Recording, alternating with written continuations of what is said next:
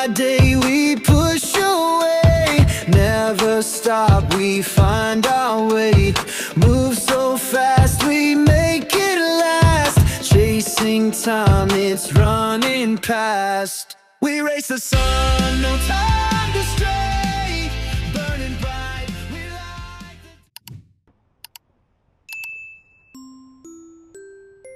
the မင်္ဂလာပါ Link Travel Channel ကကြိုဆိုလိုက်ပါတယ်ဒီနေ့တော့မွန်ပြည်နယ်ဇင်းချက်မြို့မှာရှိတဲ့ကြောက်သင်းမောရေဒီကုန်းမှာခက်ထခဏအနားယူပြခဲ့ပါတယ်ပထမမြို့ကိုကြော်လာပြီးဇင်းချက်မြို့ကိုရောက်ပြီဆိုရင်တော့ဟိုးအဝေးကြီးကနေရေဒီကုန်းတွေကိုလှမ်းမြင်နေရတာကဇင်းချက်မြို့ရဲ့အလှတရားတစ်ခုဆိုလဲမမှားပါဘူးကျွန်တော်တို့ရန်ကုန်မော်လမြိုင်ကားလမ်းပေါ်ကနေပြီးကြောက်သင်းမောရေဒီကုန်းစီဒီဆိုင်ဘုတ်ကနေရွာလန်းလေးတိုင်းတက်တက်ဝင်လာမှာပါပတ်ဝန်းကျင်တစ်ခုလုံးလည်းအေဂျင့်တိတ်ဆိတ်ပြီးစိမ့်လန့်တိုက်ရှင်းနေတာကိုလည်းသတိထားမိခဲ့ပါတယ်။အဝေးကနေရေတံခွန်ရေစီးတံအောင်ကြားပြီးတော့လမ်းအဆုံးကိုရောက်လာတာနဲ့စိတ်ခံစားမှုကလည်းတဘာဝနဲ့တသားတည်းဖြစ်သွားတယ်လို့ပါပဲ။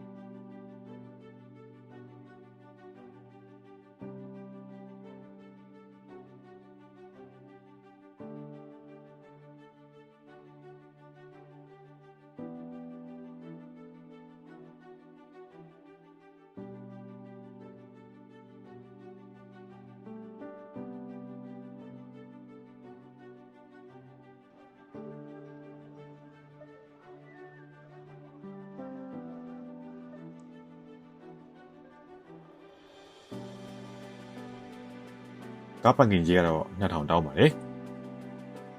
ကျွန်တော်တို့ရောက်လာတဲ့အချိန်ကြောင့်ပဲဖြစ်မလားလာရောက်လက်ပဲတဲ့သူတွေအနေငယ်နဲ့ဈေးဆိုင်တွေရတဲ့အနေငယ်ပဲရှိပါတယ်ကတင်မွေးရေတကွန်သွားတဲ့လမ်းလေးရဆိုလို့ချင်းလည်းအများမဲတာရပါတယ်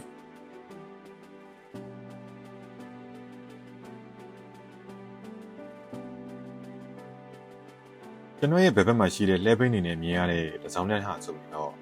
ကြော်တင်မောစီဒီကိုသွားရောက်ဖူးမြင်ရမယ့်လမ်းပဲဖြစ်ပါတယ်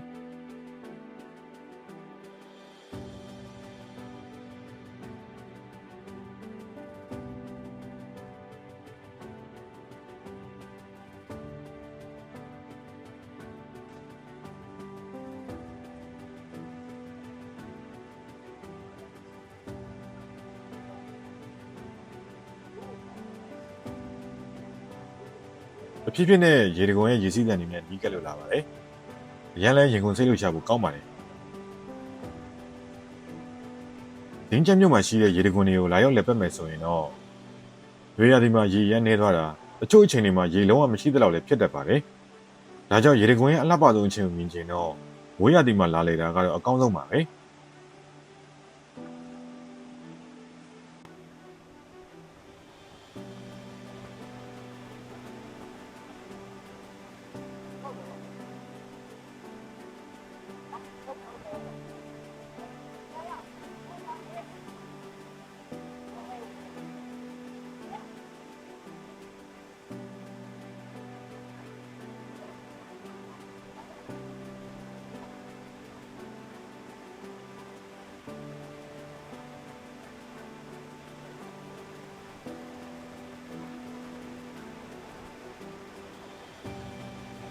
နောက်ဆုံးရေဒီဝင်ရှိကိုရောက်လာတဲ့အချိန်မှာတော့တကယ်ပဲလှပလုံးပါလေ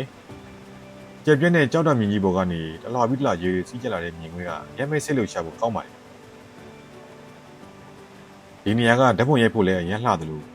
အဘာဝရဲ့အလှကိုအေးဆေးဆေးလေးထိုင်ပြီးခံစားခြင်းသူအတွက်ကလည်းတင့်တော်တဲ့နေရာတစ်ခုပါပဲ။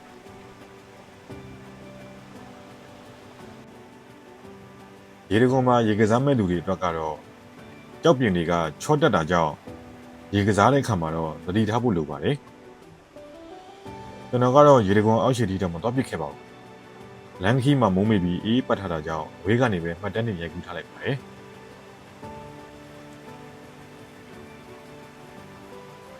ရေဒီပြအချိန်ဟိုနဲ့ဟိုးမြင့်ကြီးပေါ်ကနေကြာလာတော့ပုံမွင်းကျင်တစ်ခုလောကလည်းအေးချမ်းတာရလို့နေပါတယ်ဒင်းချက်မြို့ကိုရောက်မယ်ဆိုရင်တော့ကြောက်သင်းမောရေတကွန်အပြင်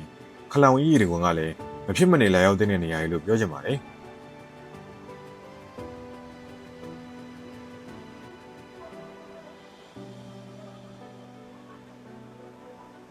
ဒီလိုတဘာဝရဲ့အလှတရားတွေကိုခံစားဖို့လာရောက်လက်ပတ်တဲ့အခါမှာကျွန်တော်တို့တွေအမှတ်မပြတ်ပဲတဘာဝပတ်ဝန်းကျင်ကိုလူတကာကာဝယ်ကြရအောင်လို့အဲ့တော့မရသေး ဒီနေ့ကြောင်တင်မောရေဒီကုန်ခီးစဉ်လေးကိုကြည့်ရှုပေးတဲ့အတွက်ကျေးဇူးအများကြီးတင်ပါတယ်နောက်ထပ်လှပတဲ့ခီးသွွားနေရာအသစ်တွေနဲ့ပြန်လည်တွေ့ဆုံကြပါမယ်